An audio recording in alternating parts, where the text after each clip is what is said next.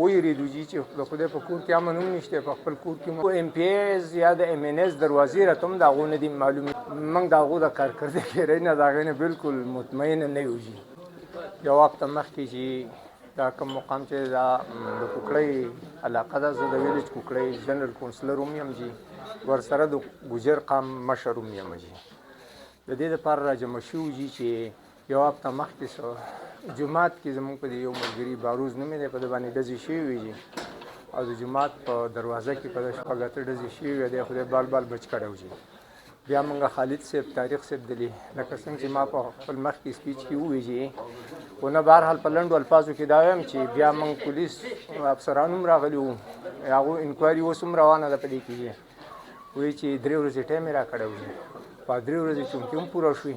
بیا موږ دا کسان رالو، زموږ نه یې تپوس وکړو چې اوس څه وکړو. نو هغه ځای ته موږ بیا راجمع شو جي، او موږ د هغې خبرې د دې خپلو مشرانو نه تپوس وکړو چې مخکې موږ اوس څه وکړو جي.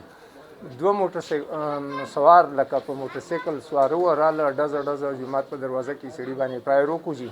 داسې جي موږ نامعلومه دغه کړی دی، موږ د چا خلاف نه دی ویلی، د چا نوم یې نه دی تارګیټ کړی جي.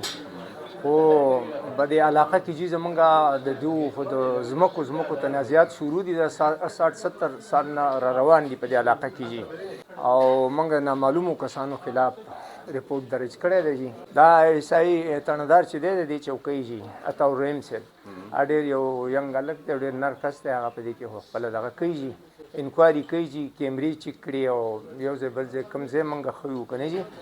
نو خو وایي چې ما لا خپل تفتیش سرته نه دی، اوس هم یو را غواړم بل را غواړم جي. نو فلحال خو ترې مطمئنه یو جي، خو موږ وایو چې یاره مزید په دې کې څه ناڅه رزلټ د دې مخې ته راوځي که نه جي.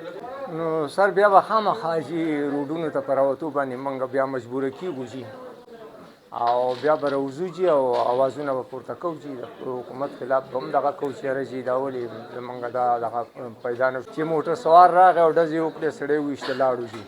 نو موږ خو ډېر امن پسند خلک یو جي، دلته خو چونکې داسې واردات نه دي شوي، خو دوی هغه نقشه یې داسې ښولې ده چې په موټر سوار 2 کسان راله او ټقه د جومات په دروازه کې سړی وویشته.